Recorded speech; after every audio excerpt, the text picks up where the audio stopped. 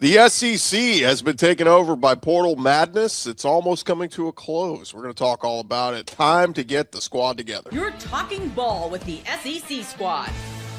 From Alabama to Tennessee, from Georgia to Oklahoma, from Auburn to Texas, it's the local experts of the Locked On Podcast Network bringing you scoops, breakdowns, and the most comprehensive preview of the upcoming SEC weekend.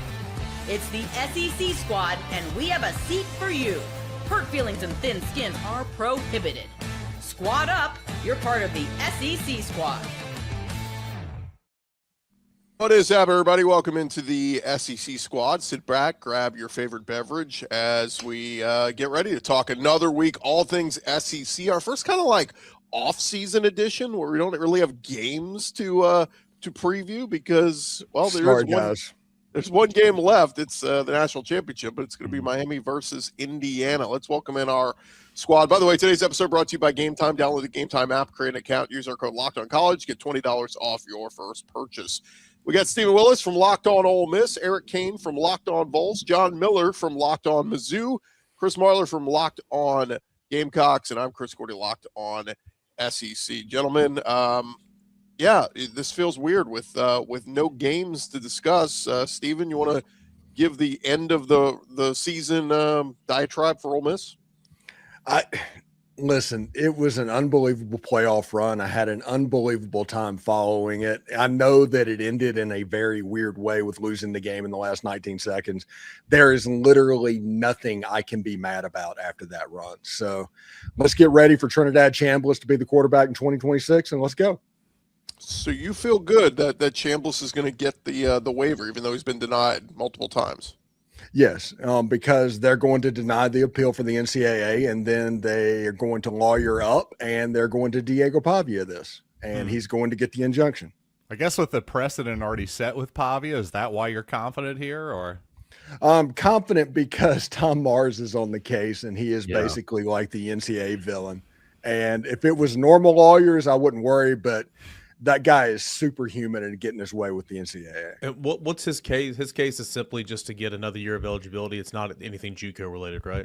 No. It's a medical red shirt that, because he was Division II, doesn't get filed the same way as Division I, as well as the reporting differences between D2 and D1. Yeah, and all of that. I can speak in terms of the differences in D1 and D2, at least for baseball. I mean, Tennessee had a baseball player last year that was eligible to play for Tampa in Division II, but somehow wasn't eligible to play for Tennessee in Division I. It made no sense. So there is difference, like going from one level to the next level. There's a lot of differences there. So it's weird stuff. So the only difference I would say, one, as a former Georgia College State University Bobcat, Tampa was our biggest rival. Had to start out every single season with them. We'll get into the stats later, Eric, off air. I know we like to talk about that. OPS plus. Totally. No, but the thing with the Tampa situation too is that was a kid that was at Tampa in like mid-January and then transferred to Tennessee before the start of the season, which is still, I agree with you. I think the NCAA, it's like, what are you gaining from saying they can't play? And I think the Pavia situation is a little bit even more ridiculous because, I mean, that was a guy that has been in college since like the Reagan administration. And there's a lot of other players, especially in this past COVID era, that have been the same. So I hope Trinidad gets it, to be honest. I don't know.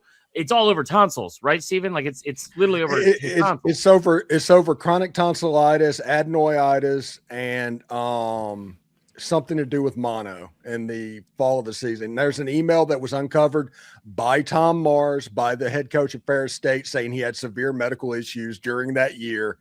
And the NCAA is claiming that there was no documentation that he had issues with that. So it's going to be a court fight. It seems like it's going to get ugly, and I would probably put my money on Tom Mars to get this done. What about timeline, though? That would be my question. Sometimes the gears of justice can grind a little bit slowly. How fast do you think this is going to be resolved? They'll deny the injunction requested first, and you have to go back to. You have to do this 2 or 3 different times. Right. Yeah, as long as it gets done by this summer, it'll be fine. Because honestly, if we're going to talk about it, Deuce Knight going through spring as the number 1 quarterback for Ole Miss would not be the worst thing in the world.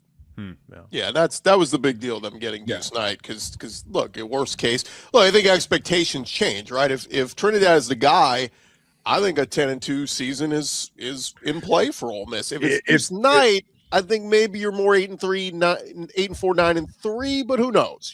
So if Trinidad's there, Ole Miss is a top 5 team going into the regular season.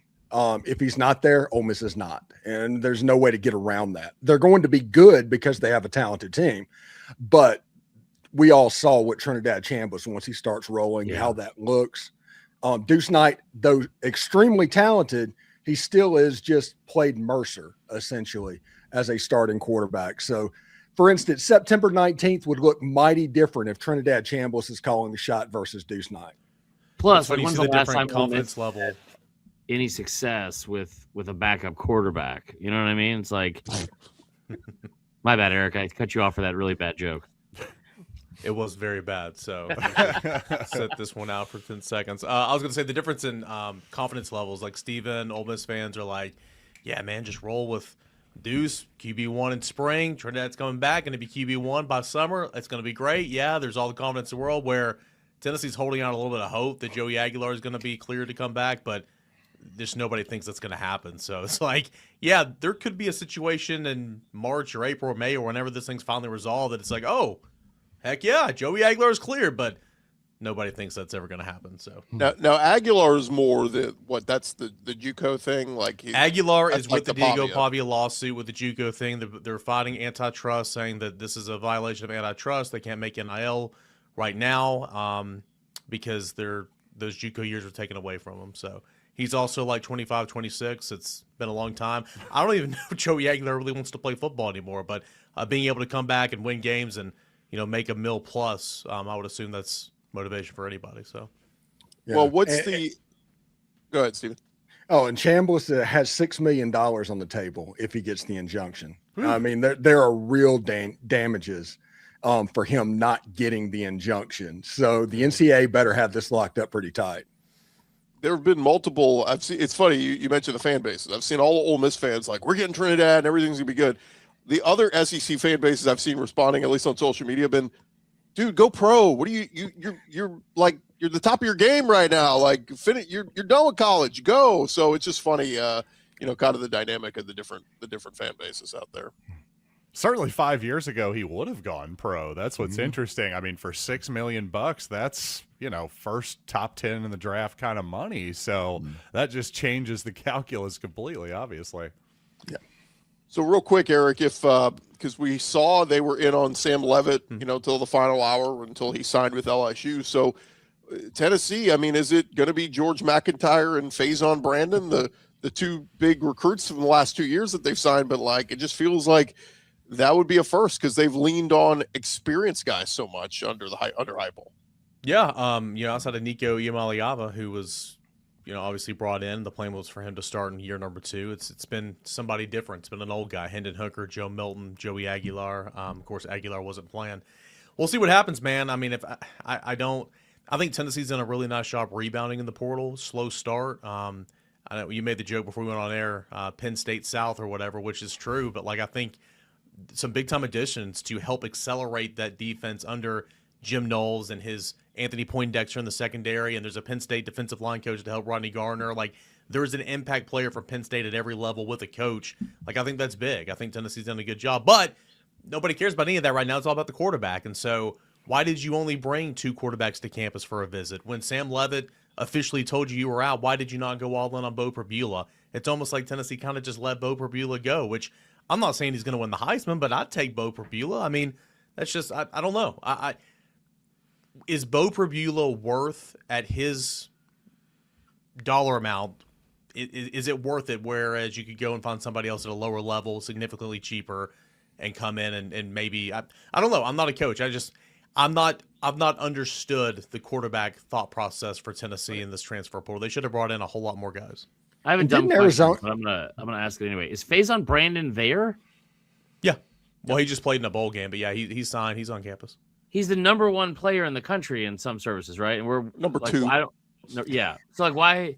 I feel like that's probably something that should be getting a little bit of a confidence boost there up in Knoxville. I mean, that's I know it's a true freshman, and everything you also said is a really, really good point that isn't talked about that much about every single dude. It feels like in Heupel's offense have been a guy that's been there for a while, or at least like starting with Hooker, Joe Milton was like 25. It seemed like. I mean, so that makes sense. But I mean, it's not like you're like devoid of talent. No doubt. I mean, I think everybody's excited about Faison. I think George McIntyre's got a whole lot of talent. It's just it's the era we're in. It's the transfer portal. It's LSU going and getting Sam Leavitt. It's Lane Kiffin coming to McGee-Tyson Airport in Knoxville, Tennessee, and making a last effort pitch to get him.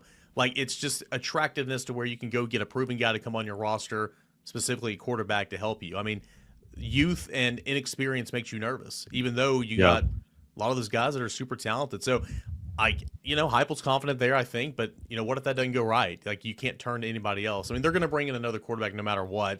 True. Because they have to. They have to have 3 scholarship quarterbacks. It's just now it's to a point to where, okay, are they going to get somebody to walk into the portal for them? Are they going to go FCS route? I'm going to be intrigued to see. Yeah, I just think it's interesting. You were talking about Bo Prabula, of course, Missouri starter last season. I think one of the reasons maybe that didn't work out for 2026 was price. And I think maybe Prabula's price was maybe not quite matching the rest of the market until, for whatever reason, him and Virginia came together, because he had been kind of traversing the country, went to Washington for a visit reportedly recently. My point here is what I'm interested in. At some point, there's going to be an SEC team that decides, you know what?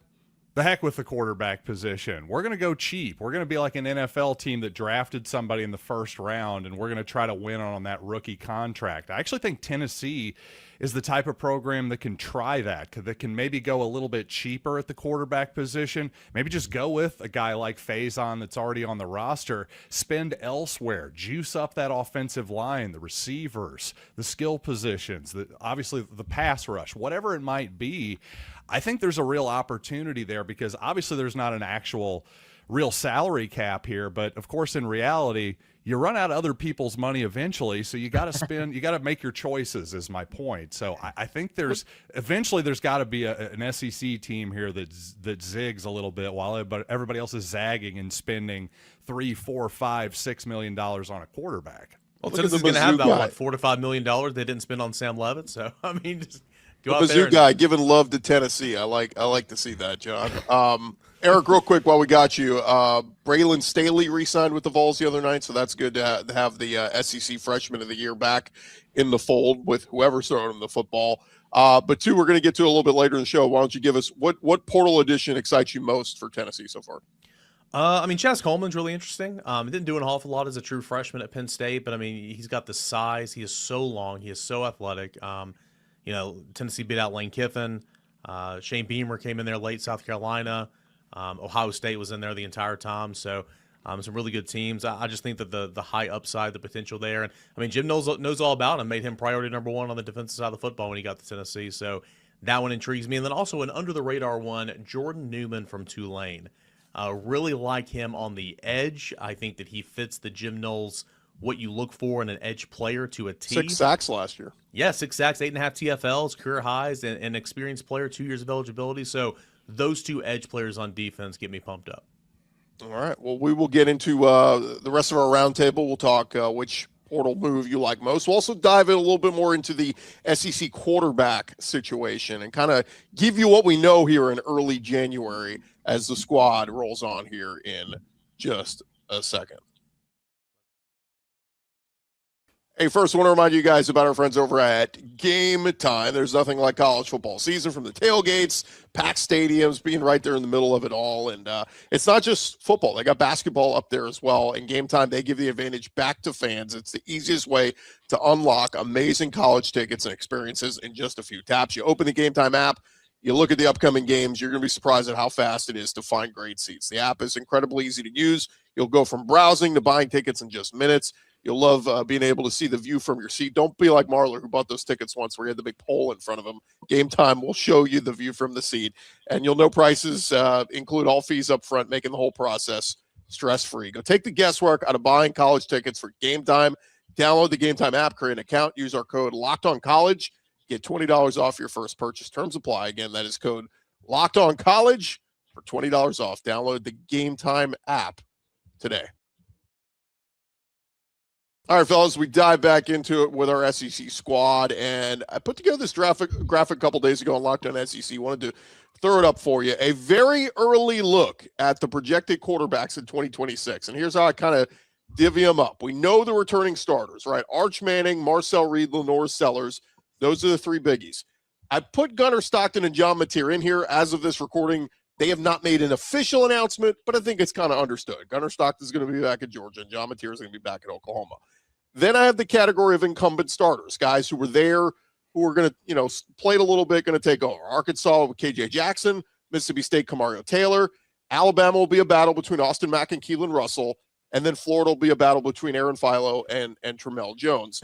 Then you have the new faces who are experienced starters with LSU with Sam Leavitt, Auburn with Byron Brown, Missouri with Austin Simmons, Kentucky with Kenny Minchie, and then the waiting on the rulings, right? We have Ole Miss is either going to be Trinidad Chambliss or Deuce Knight, and then Tennessee, as we talked about with Eric, either going to be Joey Aguilar or George McIntyre, Faison Brandon. And then lastly is Vanderbilt, who we kind of say, are they just going to go young and start Jared Curtis? It seems like they are. So kind of taking that early look, guys, what kind of stands out to you most?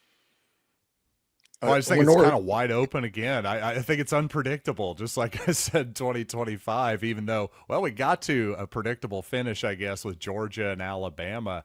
I still feel like it's just each and every year here we have this much action, especially in the portal, especially with, well, a bunch of, for the most part, unproven coaches outside of Kirby Smart. I think this is what you're going to get. Sorry for cutting you off there, Stephen. Yeah, I think Lenore Sellers was built in the lab for Kendall Briles.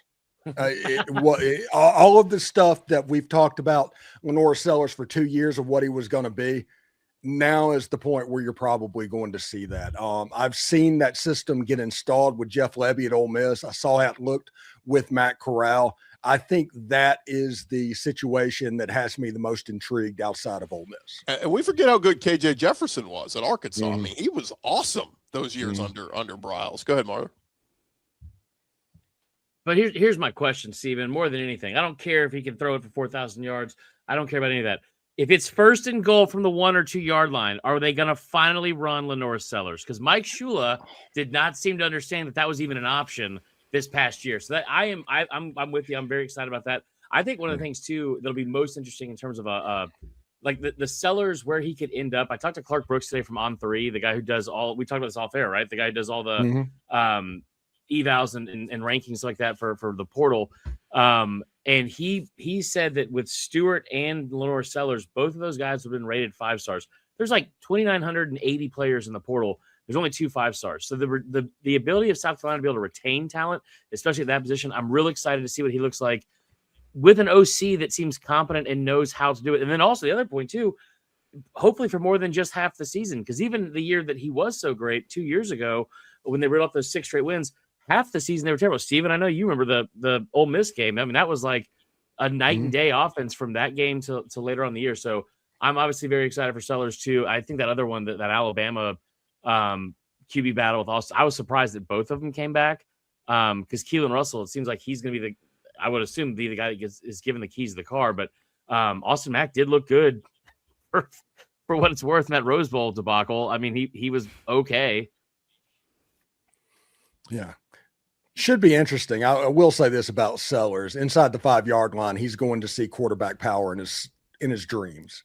He's going to run it so much. Thank God. Just a sneak too. Anybody who's 6'4" or whatever. But yeah, I'm with Marler. I thought Sellers looked so good at the end of the second half of 2024. I just feel like it almost became a meme that the Shula can't call a play meme. But I think sometimes the conventional wisdom is true. I just think coaching means so much in this sport. I could see a huge season from Lenore Sellers in 2026. And let me add, they added so far 6 O-linemen up front to help protect, led by Jacarrius Peak, the big-time tackle from NC State. They also added some wide receiver help, Nitro Tuggle, the former Georgia guy who was at Purdue. And then is it Jaden Gibson? I get my Gibsons mixed up. Jaden Gibson from OU. They added a couple running backs as well. There's talk that they're interested in the Texas freshman from last year, Christian Clark, as well. So I like it. It feels like Beamer kind of drug his feet a couple times the last few years on like maybe not making the huge splashes in the portal, but feels like they've had an interesting approach to the portal this year. And so I kind of like it. Getting Peak also, like there's a couple of, I feel like a couple of SEC teams that got gutted at certain position units. Like it feels like Oklahoma lost 1,000 players in the secondary. And every single person that left Oklahoma all went to an SEC school, it also seems like. But LSU, Alabama, South Carolina, their offensive lines were all gutted. Texas, with their running back room, that's a complete turnover. But for South Carolina to go up against Alabama, one, with it being Alabama, them having deeper pockets, but also having as much of a need at that position unit and being able to get that left tackle, I think that's what volumes. I thought that was a huge pickup.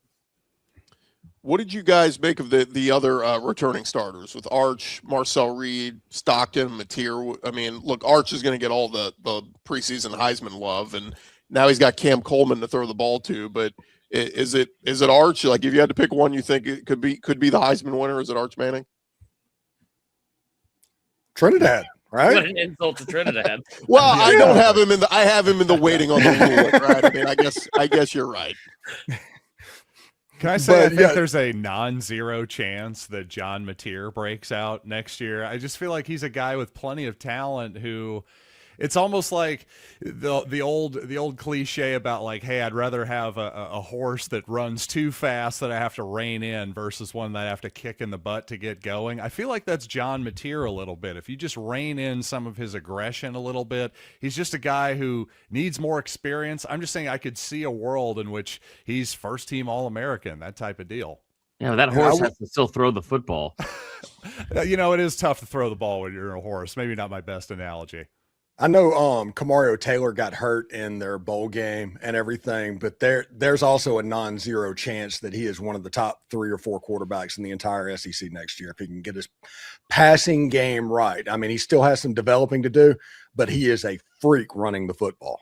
Yeah. He's bigger than people realize too. He's like, he's not just like, he's a great athlete, but he's also very, very thick in comparison to what I originally thought. I'll tell you guys too, Mississippi State's been sneaky good in the portal. Like, they're not signing the big 5-star flashy names, but it's guys you go, oh, okay, like they're adding depth, some guys with experience. So I kind of like what Jeff Lebby's done there. And on the lines, where they needed to do. Yeah. Real quick with Oklahoma for John Mateer, they added Mackenzie Allen, the wide receiver from Washington State, who has familiarity with the OC from his time there, and Mateer from his time at Washington State. Trell Harris from Virginia, who everybody was very high on. And then the Parker Livingston factor, which is really funny, that Texas basically shunned him because they were trying to get Cam Coleman, and then he goes to Oklahoma. If there's any guy who's going to play with a chip on his shoulder, it's going to be Parker Livingston. Yeah. So I like that whole storyline as well. Anyway. I disagree. Rolling over his grave there. No, the one team that we're not talking about at all, I know we're talking about quarterbacks, but like, is anyone going to talk about how good of a job Kentucky's done? Oh, my goodness. That has been awesome to watch. If one, and we don't need to get into this necessarily, I don't know where that money's coming from because they have self-admittedly spent $22 million in the basketball roster. But with football, it's like they have brought in a ton of talent. They brought in a ton of SEC talent. So I look at them and also like what Mississippi State's done, but especially Kentucky. Kentucky's sitting up there. I want to say it's right behind Ole Miss in the portal rankings on 247 Sports. Sixth as of right now. Of course, that could change by the time this comes out. But if I was Mark Pope, I would be very nervous by seeing that. It is funny. That is a lot of money to spend on that kind of mediocrity. It is funny, though. Mark Stoops, kind of his buyout, he said, yeah, you guys can spread this thing out and kick the can down the road. So maybe they're like, well, let's go spend some of this money on portal guys. But yeah, they go get Lance Hurd, the offensive tackle from Tennessee. I'm trying to look at some of the other big names. Javante Barnes, running back from Oklahoma. CJ Baxter. Baxter. They got Kenny Minchie, of course, from Notre Dame. Jordan Castell from Florida. So, I mean, they've gotten a lot of experienced guys. Also, wasn't Lennon wasn't he kind of like the 6th lineman for Alabama last year? I don't believe so, but maybe. I know he was a guy that they really liked. Also, like the quarterback position, like they wouldn't flat out outbid for that kid from Notre Dame. Like that was a kid that was going to Nebraska, and then they got him last minute. They were able to get in there and outbid him. So I think like this is something I've been saying for a lot, like going into the portal. You're going to see, I think, Ole Miss is a perfect example of it. Like there's a lot of pride for the Ole Miss side of it that's a little bit different than other situations because they want to win the breakup. They want to win like right out of the gates with, and they don't want this thing to stop. And you saw it in the postseason. They became like America's team. It was awesome to watch. I think everybody outside of maybe in Baton Rouge was like really pulling for them. I think that when you look at Kentucky and some of these other places where you have a new coach, it's an easier sell now to say, hey, listen, we can get this thing turned around very quickly. Look at what Indiana did. Like that will be the blueprint for a lot of these places. That's why you're seeing a lot of rosters kind of copy and pasted. Like we joked around about Penn State, Tennessee, South Florida to Auburn, and some of these other ones where it's like you can compete right away if you bring in the right guys. And I think Kentucky's in the middle of that right now because they have obviously got a little bit of breath of fresh air and are spending in the portal. When we return, guys, I'll find out, ask each of you, which portal addition to your school are you most excited about? And we got to talk about the USF-Auburn pipeline. More Locked On SEC Squad coming your way next.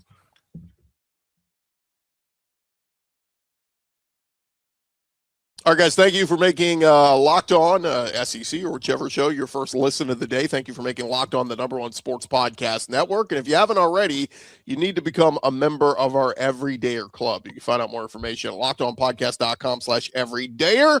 You want to chat personally with Chris Marler, Stephen Willis, or John Miller, you can do that as part of our Everydayer Club. All right, fellas, we're going to get to who you think your best portal edition is so far, but I got to give Marler some credit for his graphic he created here. The Auburn logo with the USF logo, the bull, for both of the U's. I mean, it is crazy. Even as recent as this week, Auburn has added the center, Cole Best from USF, to snap the ball to Byron Brown, the USF quarterback, to throw the ball to USF receivers with the USF coach, Alex Golesh. I mean, we've never seen – I mean, we've seen it a little bit in pieces here and there, but – I don't think to this extent in the SEC. This is going to be wild to see if this works at Auburn. I will say this about USF. They have one of the coolest wrought iron fences around their school that I've seen, and it's got that logo basically in the wrought iron. It's fantastic, but I don't know that will work in the SEC. I mean, I get the fact that Alex Golesh is probably pretty comfortable with those guys, but just because you beat Florida does not mean you are going to have success over a full SEC schedule with those same players. And I do think that he's probably going to learn that the hard way. Well, they hung with Bama, 2 years in a row as well. So it's, it will be interesting. I mean, look, Byron Brown, if Golesh hadn't gone to Auburn, like if he had just hit the portal, everybody would have been after this guy. I mean, he's a true dual threat. That's an electric player. And so it argued that Tennessee needed to anyway, but whatever. Yeah. I mean, so I don't know. We'll see if it works out. I know most Auburn people I've talked to have been just like, they're very cautiously optimistic. You're like, I'm kind of excited. I don't really know what to feel.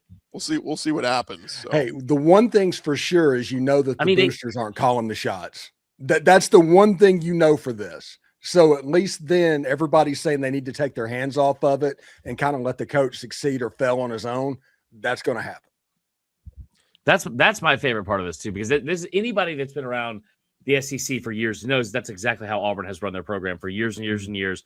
And it's like this, Knights at the Round Table or King Arthur's Court or whatever analogy you want to use of super boosters that think that they know more than the people coaching the players. And it's hilarious because it's like, it's not like y'all gotten it right before. I mean, like this, you could argue the worst hire they made was the best coach they had because they got Gene Chizik when he was 5-19 as a head coach, and he won a national title in year 2. Now that was for some NIL reasons before the NIL started, but I will say this: I love what Golesh is doing because I think if you're sitting here, and I said this a while back, I think with you, Gordy, the players, anybody scoffing about like leaving Auburn and not wanting to play there, you're the ones that were on the field that went 5-7. Like Hugh Freeze is a bad coach, but like. Let's not get it twisted. That was a very talented roster, like a top 15 talented roster in the country. And they were mismanaged and very bad and bad from like at most of the season.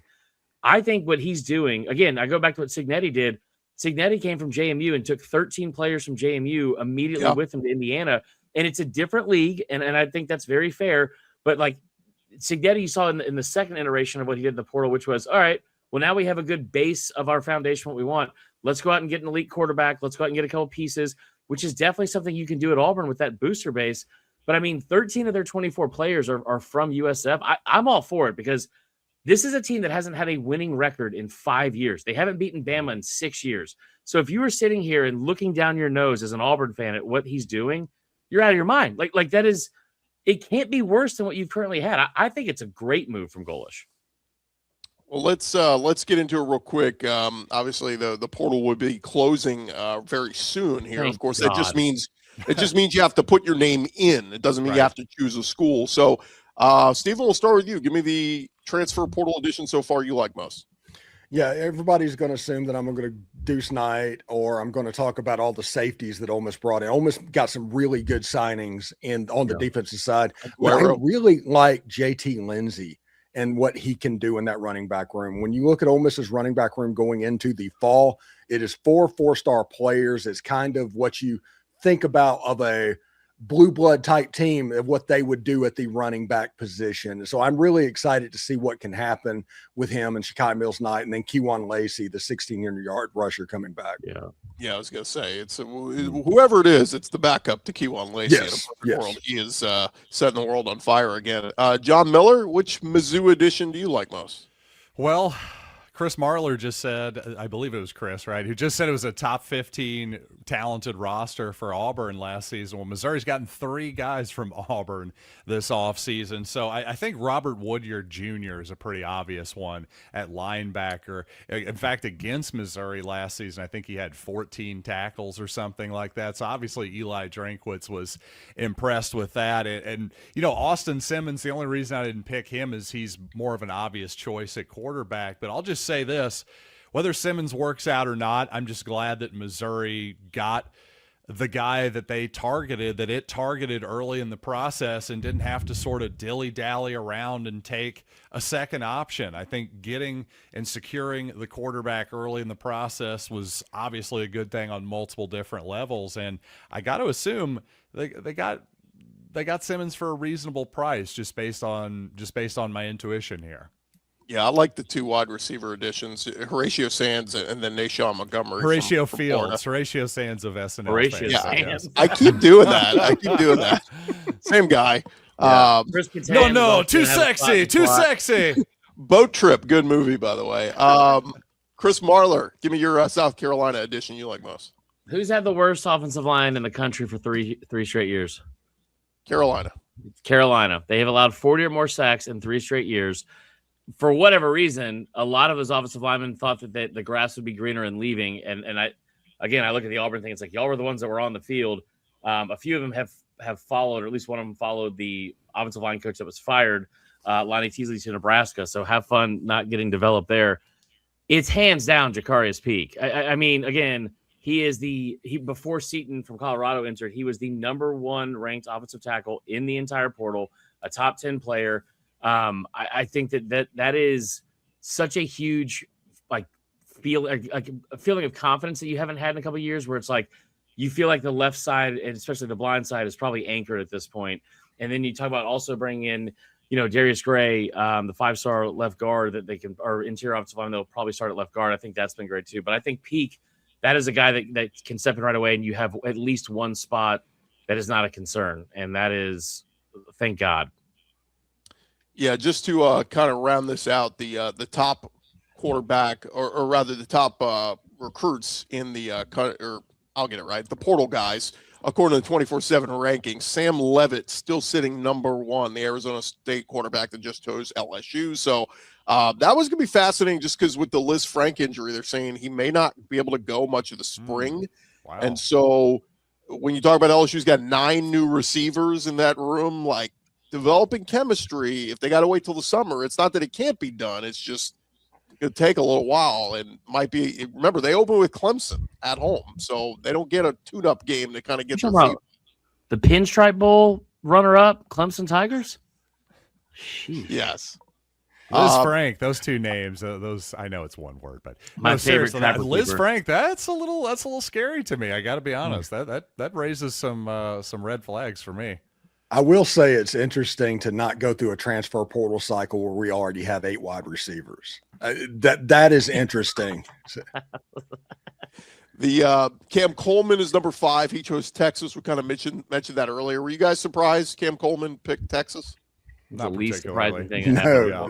That was his asking price, at least at LSU, and I know it was. Like at LSU, it was $3.5 million. We were told that at Auburn it was like 3.3, and they had incentives go up to 4. And that there's a reason why his 3 visits in a row were Texas A&M, Texas Tech, and Texas. Because if that was the asking price, people are always either desperate enough or dumb enough to pay a certain amount. And maybe it's not dumb because he is a hell of a player. But at the same time, that's a kid. You're asking for $3.5 million for a kid that has less than 100 career catches and around 1,300 yards in 2 years. All the talent's there, and I think he'll flourish in Sark's offense. I do think it was also the best decision he could have made of those 3 of where he could have gone between A&M, Texas Tech, and Texas, especially with Klein going back to Kansas State as the OC from A&M.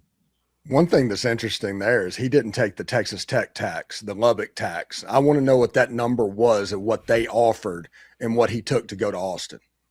Yeah, I think my favorite story was it him or Sorsby was somehow they had flight delays to get out there, and I was like, "Oh, you've never flown to Lubbock before? It's not easy." So thought that was kind of funny. Look, they got all the money in the world to get people to come out there, but good luck getting mom and dad and aunt and uncle out to come see you play every week. It's not the easiest place to get to Lubbock, Texas.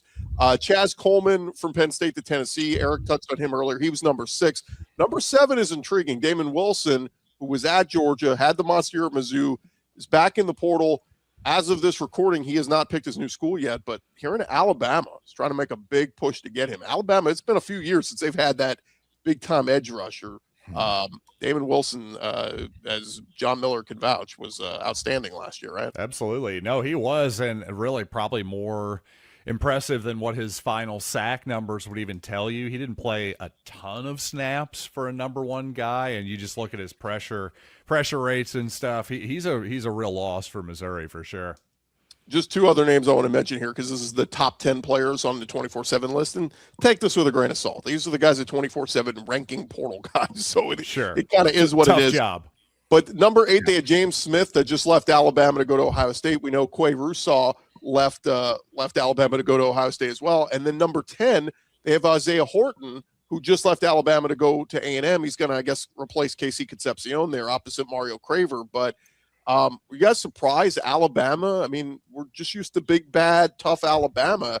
I'm not used to seeing guys leaving there and going to other schools. What are you talking about? They lost 41 players last year. I'm saying proven guys that you would think they would want to keep them and step up to the plate, right? I'm sure they did. They were paying Isaiah Horton $700,000, and then for him to go somewhere else, I'm sure he probably got $1 million. I think that's the other part too. It's at some point there's a breaking point. Like if Kewan Lacey is 1.8 or $2.5 million, I'm fully on board with him being worth that in comparison to if Justice Haynes is getting $2 million at Tech. Right. I'm on board with Lacey getting more than that because he should be the highest paid back in the whole thing. But if you're James Smith and you're Alabama and you look at that defensive line, it wasn't like they were putting up a ton of sack numbers. It wasn't like they were great against the run. You saw them get torched against Georgia, torched against Indiana. So by all means, go get paid, young man. But at the same time, there has to be a breaking point. And I think the other thing I'll say for Bama is it's a concern they haven't been better in the portal. I think the roller coaster they've been on, they were 23rd on Saturday, 59th on Sunday, back up to 30-something the other part of the week. I mean, they also have signed a top 3 class out of high school for 2 years in a row. And the thing that everyone kept saying was not going to happen with Kalen DeBoer is, well, he's not going to be able to recruit the South. He's done that exceptionally well. Just pray they don't have to go have a bunch of 18-year-old 5-stars play up against 27-year-old men from Indiana ever again. Yeah, to your point, I really like Isaiah Horton as a player, but he may be Alabama's number 3 receiver, 2 probably at best. I mean, Ryan Williams is certainly coming back. He's going to cost some money. So at a certain point, do I want to pay $1 million for my 3rd receiver, perhaps? Again, there's a breaking point there eventually. Well, there's rumors that Bama's NIL for Williams is based off only per hand. So I think if he can get both hands involved in catching the ball, it'll be a lot better. It'll be a big improvement. Yeah. 2 questions on the way out before we wrap up, guys. Number 1, Miami, Indiana. Just go around the horn real quick. Give me who you got winning, Steven. Give me Indiana. I'll take the Soviets to trump the U.S. team and the Miracle on Ice. John Miller. I like Indiana too, but I got to say I'm starting to talk myself into Miami having a real shot in this game after listen, they're going to be able to run the football. Carson Beck has played well. You got to like that Miami pass rush. I think I think after what we've seen the last couple weeks, I think maybe Miami's being a little bit underestimated just simply because of how good the Hoosiers have been. Marlo, who you got? Indiana is the best college football team of all time. They would light up 2019 LSU. Light them up, Gordy. I don't mean that, but I do think they're going to win. They don't make any mistakes, man. Like they just do all the things well. And I think that Carson Beck's been fine. He's been really good. I'm still shocked that they won that damn game against Ole Miss. It's like we were so close. Steven, you were so close, dude. my gosh. I don't mean to bring it up. Everyone was pulling for him. But I think, two great teams. I think also Indiana is just like, I mean, they have just been destroying people, just taking their will. Can I just say, I made the Miracle on Ice comparison in my pick. I'm serious about that. My Indiana does not make mistakes. They are a machine. They are full of like 27-year-old players going up against college kids. All of that is set up, and the game is going to be played in Miami. So it's like coming to Lake Placid. It is literally a Miracle on Ice situation. Can I just say, if I watching that game and I was Ole Miss, and Miami got down near the goal line, I would have just let them go, let them score, because you knew if Trinidad had they got down to inside the 30 on the other side. Like if they had another 20 seconds, Ole Miss may just had another play and a pass interference was called at the very end. Steven, I tell you right now, I looked at Allie when I said it, and she goes, "Should that have been pass interference?" I go, "If I was held like that as a child, I wouldn't be like I am right now." Yeah, child protective services. Yeah, would have been called. Yeah. Last question, guys. We did hear from the coaches meeting earlier this week that a lot of the coaches want to push for a redshirt rule change to go from 4 games to 9 games around the horn. Are you on board with that? Does that make sense, Stephen? Hey, nothing makes sense. TJ Finley is on his 7th university, and Trinidad Chambliss can't come back and play college football. Right. John, do you like it? Again, just go 5 years at that point. 9 out of 12 games, you're already at 75%. They're of the year. doing that because of lawsuit, right? It seems like it's one of those things they're just slow playing it. It's been inevitable they're going to a 5th year for a couple years, as they're just slow playing it here, it seems like a guy with pocket aces or something. I don't want to sound like my drunk uncle at Thanksgiving, but I mean, if you can just identify as whatever you want to be now, you can just go ahead and apparently be an 18th year. Dude, the Finley thing is so stupid because it's not stupid. I like that he's able to do it. It's a guy with 3 kids, so I'm happy that he can go get paid. I feel like that money's probably going to something good for his life. I don't think he's going to be playing professional football. But some of these guys, man, it is just like, what are we doing? And I just don't understand. Yeah, it's time to get a job. We had to do it. Go be miserable like the rest of us. Well, I will say most of my friends, it took 5 years to graduate. So, unless you're taking summer classes and loading up on extra credit hours, I mean, it's hard to get in and out in 4 years. So give everybody 5. Did you play 5 years of ultimate frisbee though, Gordy? Come on now. That's too many. That's too many for anybody. Hey, 3 years of flag football and intramural softball. All right. Yeah, Miami had a guy a couple years ago. Not 5. Like that's my point. Senior. Not 5. 9 years, Steven. Yeah. He was there for 9 years. Senior, a 9-year senior. I remember whenever a 6th-year senior was completely rare, and now you don't even think anything about that. Look, I just want to see how many degrees Stetson Bennett wouldn't have had in 9 years. I just want to see all the BYU kids 30 and up. 30 years and older oh my God. on a BYU roster. Let's do it. Yeah. Let's get some gray in the beard. It's grown Samoan.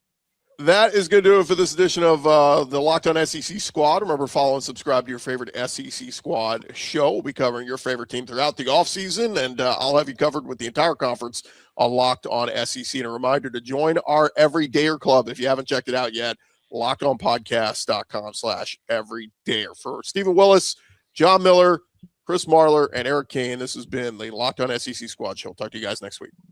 Free Trinidad. Hey, boys. Bye-bye.